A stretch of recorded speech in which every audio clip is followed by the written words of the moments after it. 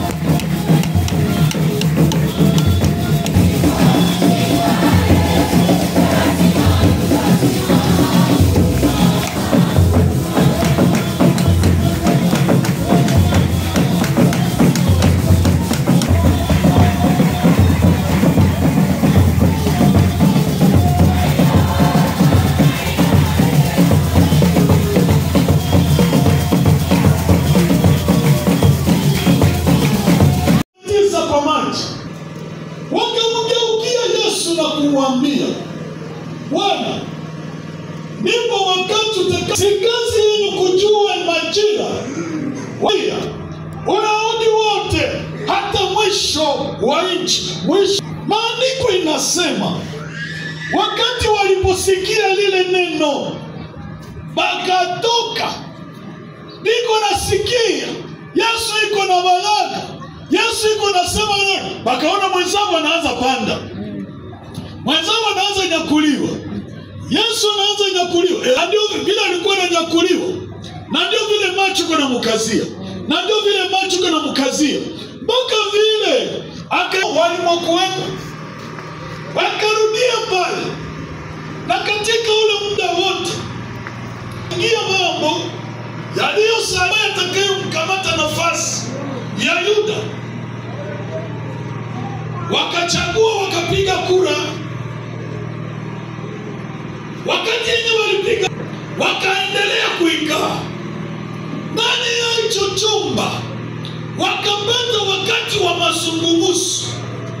Uenda wakati walipokuwa pamoja na Yesu, kuna mambo mamoja nataka kusema hivi: maisha yako, maisha yangu, kupata na jambo ambalo umeingilia lenyewe alikupendeza. Matengenezo ni ya muhimu. Amen. Kutengeneza, kupata muda wa kutubu, kupata muda wa kujirekebisha. Una nafasi kubwa mu maisha ya imani. Hapana kuwa wakati yote unasema mie, hapana. Kuna mimoja vinyishi tu kunazania tulifanya mzuri, kumbe mbele ya macho ya Mungu ni makosa.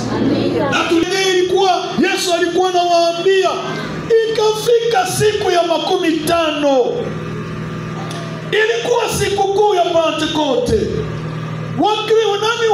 Wayahudi wengi walitoka nchi mbalimbali kuja kusherehekea sikukuu ya Pentekoste.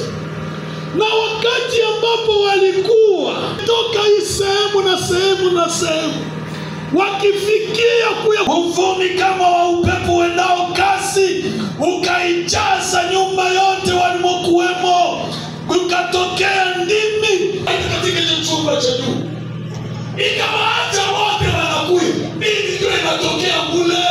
Na nataka kukuambia bado wamejua Karneli bado, lakini kama hapa shehe wote tunawaka, watu watatukusanyikia.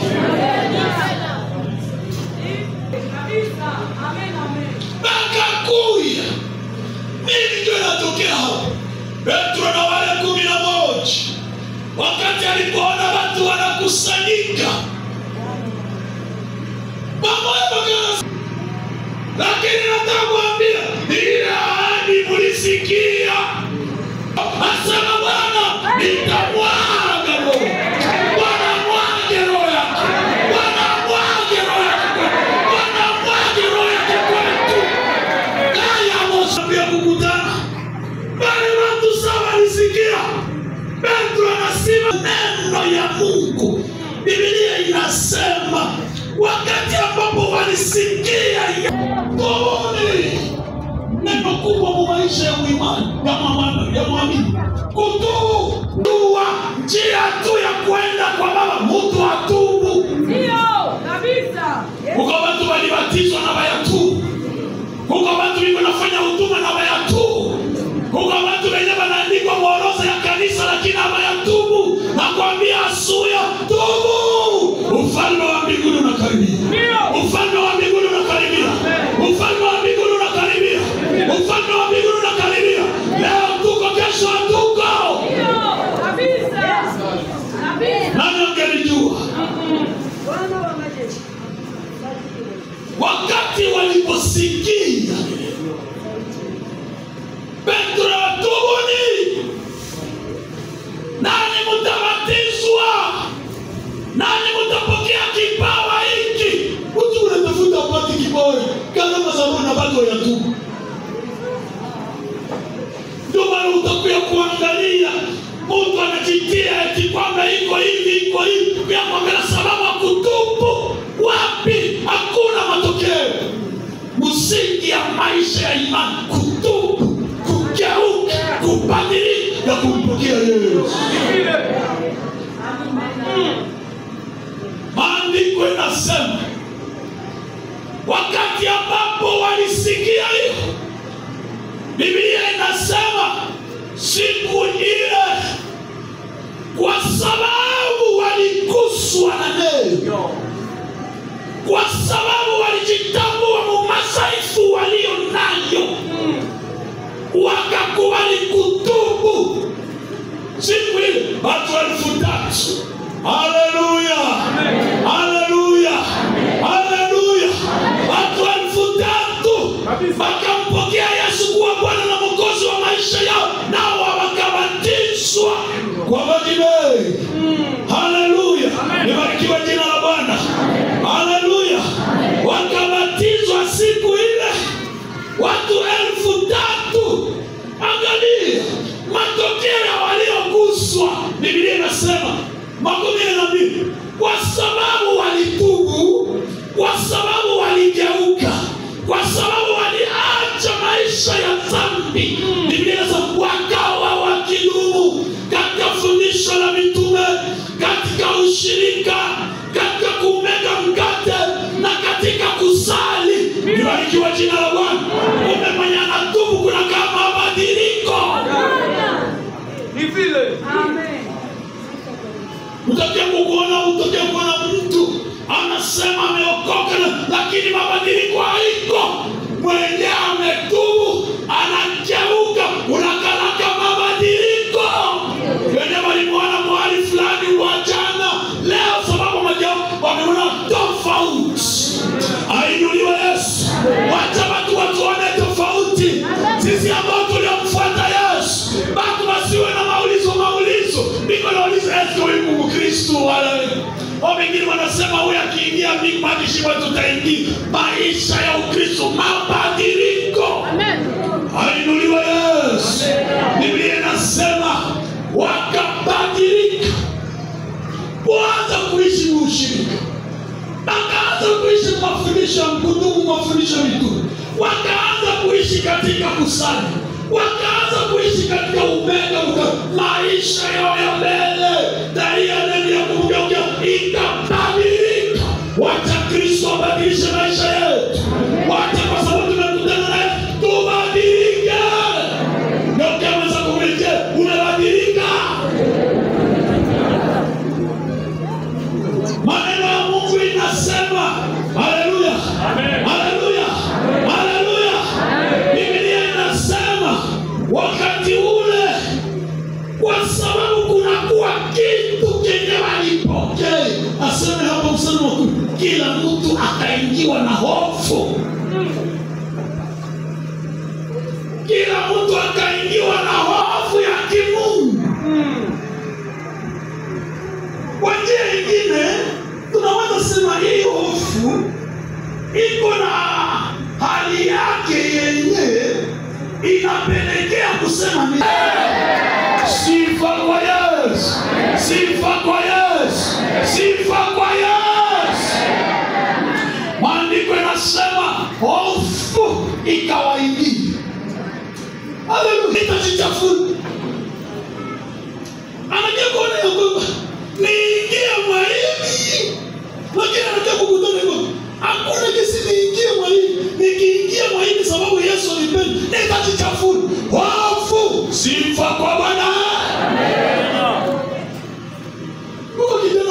kuwa na hofu ya Mungu. Aliitwa Yusufu, alikutana na vita mbali na kwao, wenye baba yake aliko, wenye mama yake aliko, wenye wakubwa yake aliko, wenye mandugu yake aliko, iko mbali. Akakutana na vita nyumbani ya mwanamke wa bwana wake, lakini kwa sababu Roho wa Mungu alikuwa ndani yake, Roho wa Mungu anatuletea kuwa na hofu. Tamani ubatizwe na Roho. Tamani ubatizwe na Roho. Kama mbele ya vita, unaposimama mbele ya jaribu, unaposimama mbele, hesabia mibaraka. Tuko jinsi tulivyo ni kwa neema wewe. Nani angelijua? Unaposimama mbele, hesabia mibaraka. Hesabia yenye Bwana amefanya. Kama leo uko mingapi umepitia, kama leo mimi niko mingapi ninapitia, hofu ya Mungu ikutawale na initawale. Sifa kwa Yesu. Maandiko yanasema yule kijana, yule mama sasa aliona yule kijana na msumbua, akarukia kijana kumubana kwa nguvu. Lakini kijana sema, kwa ajili ya nini nitendeje ubaya mkubwa namna huu? Nimkosee Mungu wangu? Haleluya! Aliona Mungu iko naye, aliona Mungu mwenye iko ndani yake, aliona Mungu mwenye anaamini siwezi. Hata kama niko hapa na huyu Mungu iko. Haleluya!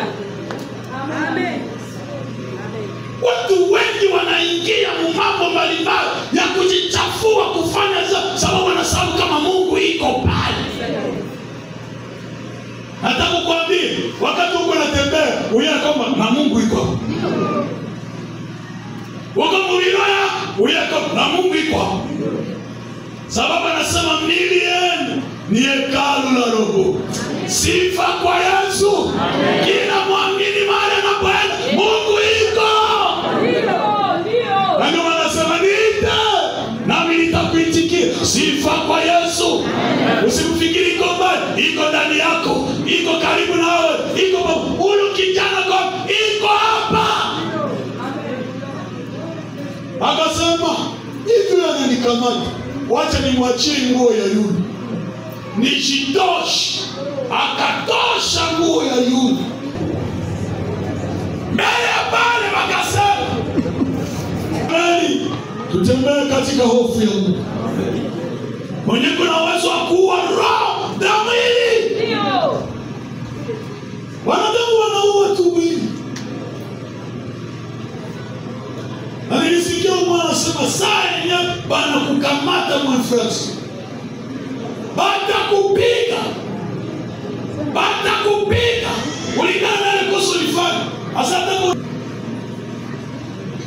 Mungu anamwaya kwako na kwa mabadiliko. Hofu ya Mungu itutawale. Hapana kusema naanguka kwanza na kia kutubu nyuma. Sumana sasa vile tulikuwa hapa kanisa. Sinajua vile Anania na Safira nao walikuwa hapa kanisa. Anania na Safira ndio vile walikuwa hapa kanisa. Bali chapia na patana ndio vile wanakulia kwa kanisa.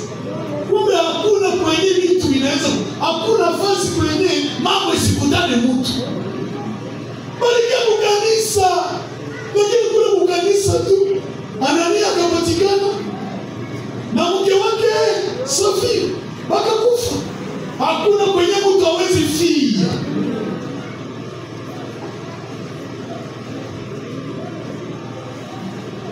Anania bali silikuwa kutoa sadaka, balikuwa anatoa sadaka,